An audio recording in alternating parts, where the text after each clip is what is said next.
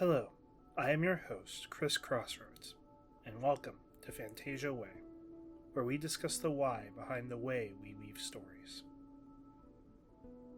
Hello, travelers. Welcome to Fantasia Way.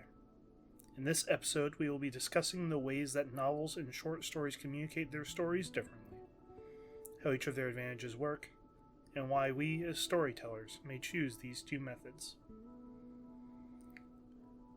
Throughout the past 500 years, novels and short stories have been the primary way that stories are passed on to others. Because of this, they are considered some of the most traditional storytelling mediums. So, I believe that would be a great first path to take a quick stroll through during our trip down Fantasia Way. First, let's answer some of the most important questions for those who will read or listen to these stories. Starting with, what does a novel do for readers? Novels have a general length of around 80,000 words. This is the novel's greatest advantage and a massive disadvantage. Due to their length, a novel holds a greater power to draw readers into the world of the story, creating a long-term relationship with the world and its characters. A novel's length also allows a person to devote their time to a single work, rather than having to look for more to fill the gap left behind by shorter works. In addition to developing a closer relationship to the story's world due to its length, readers also have the opportunity to grow closer to the story's characters. Due to this, a novel's length is precisely what gives a novel its unique strength. However, a novel's length is also its greatest weakness. Because of their length, a novel requires a larger time investment, which can easily prevent people from being able to easily absorb the story, especially in the ever-moving world that we currently live in. This problem is somewhat solved by using chapters, which give readers an easy bookmark to return to. However, even so, due to the lessening attention spans, novels are slowly losing their popularity for the general public. But there is still an audience who, regardless of the investments, make time for the depth of novels. No piece of media can as precisely create a world and bring people's imagination to life as powerfully as novels. This can easily be seen from the deep love for Harry Potter and other young adult fiction novels. The continued publishing and creation of this genre of writing shows a strong desire for diving deep into the worlds of long-form fiction. However, this love for lengthy stories does not negate the decline in reading. The National Endowment for the Arts has recorded a decline of readers over the past 20 years, both electronically and physically. However, this decline will never destroy the core of what motivates a love for novels. At its core, novels can more powerfully bring readers into a world beyond our own. As Stephen King once said, books are uniquely powerful magic. The value of novels as a storytelling medium holds a great amount of importance, and understanding why they have the power they do is important for those of us who love the art of storytelling and imagination. For that same reason, understanding the power that a short story has that a novel may lack is equally as important. So, we must answer the question. What does a short story do for readers? Short stories are generally limited to a length below 8,000 words, almost a tenth of the novel's length at maximum. Due to this, short stories are more focused than novels are, not only out of necessity, but because of the ability to condense everything into a smaller package. This is clear in how effective tone and emotions are in short stories. While a novel may contain various opportunities for different tones and emotions, a short story completely tries to compartmentalize these traits into a solid form, like a billion cube in cooking. In addition to this, short stories have the benefit of being readable within half an hour on average, rather than the often multiple sessions necessary to finish a novel. Thanks to that brevity, it is far more reasonable for us to read a short story every week than a novel every month. However, despite its brevity, short stories also have the power to develop a deep interest and investment in the emotions of their characters. But this is different than the relationship we develop with characters in novel form. In novel form, we become closer to the characters through experience and understanding, while in short story form, we relate to the characters emotionally and intuitively. There is a difference between emotionally complex characters and emotionally deep characters. Complexity is available in longer works, while depth may be found in all forms, and is often a necessity for a short story. This holds true for the worlds of short stories as well. The world of a short story generally lacks complexity, but instead can still contain a deep concept that calls to our imagination and can also be used to more subtly communicate tone. In the case of a condensed tone, Poe's The Telltale Heart isn't scary simply because it is about murder and an insane man, but because it is set in an eerie world. The world of H.P. Lovecraft is tonally imposing, but there are few rules to give it complexities in his original work.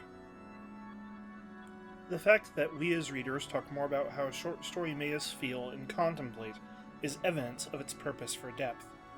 This is true especially of the works of Chekhov, and even in modern short fiction, what people long for is that sense of being absolutely absorbed in the feeling of the story.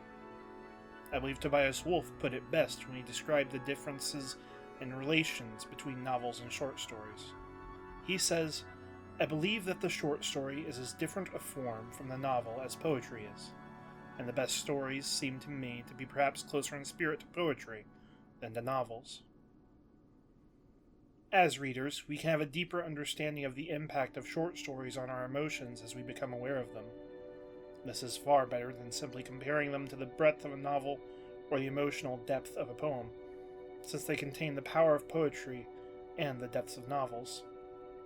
However, this isn't simply about what the reader should know about what they enjoy, because as people enjoy things, they then wish to spread this love to others and to make what they love as well. So, the final question is, why should you write these forms of fiction as a storyteller? When we as storytellers pick a medium, we must be aware of why we choose the medium we are going to tell our stories in, and know how to properly make use of that medium. Due to this, the reasons that a storyteller will pick a novel and not a short story are important. The type of storyteller who wants to create a complex, interconnected world with lots of rules and history will find it far more reasonable to write a novel, since they provide the time and opportunity to draw readers into a complex and well-developed world. If the storyteller wants to create complicated characters whose motivations are discussed and questioned throughout the story, then a novel is more able to provide that time for questioning. However, if the storyteller wants to evoke deep emotions or to cause the reader to think deeply about the world they live in and the people they interact with, then short stories have the advantage. The short story author will almost always create works with an intent to motivate passion and emotion in the reader for the world they live in, while a novel has a focus more on motivating the reader's passion into the world of the novel.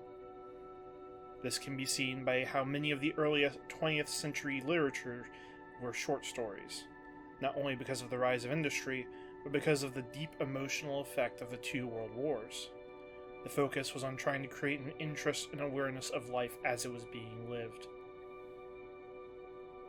The rise of the short story was sparked in the early 20th century precisely because of the storyteller's desire to show the world what was happening in the wars, as well as in places like Russia.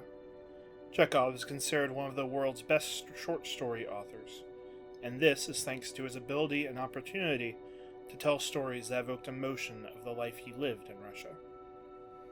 I believe Lori Moore put it best when she described the novel in short story.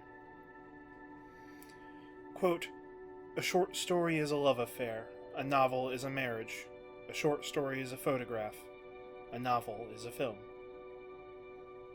It all depends on what relationship a storyteller wants to have with their audience.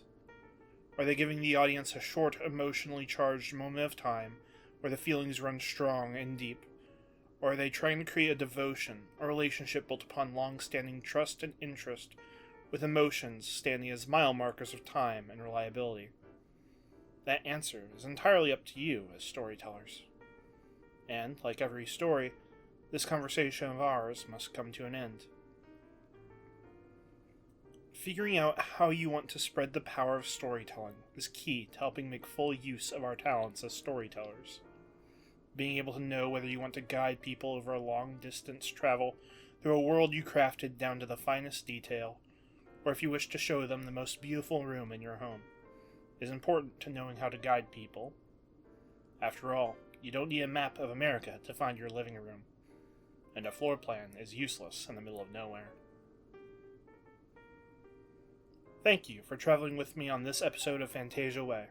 I hope you got as much enjoyment out of it as I did, and I'd love for you to come back this way whenever you have any desire to understand more about storytelling and the different ways we as storytellers can use our imagination. Would you kindly like, comment, and subscribe so you can keep up with our travels through this world of imagination, and I'd love to see you again soon. You can find Fantasia Way on YouTube and Spotify, and you can find me, Chris Crossroads, at Blue Sky, at Chris Crossroads FW, or on Tumblr under the same name, at Chris Crossroads FW. Thank you for listening.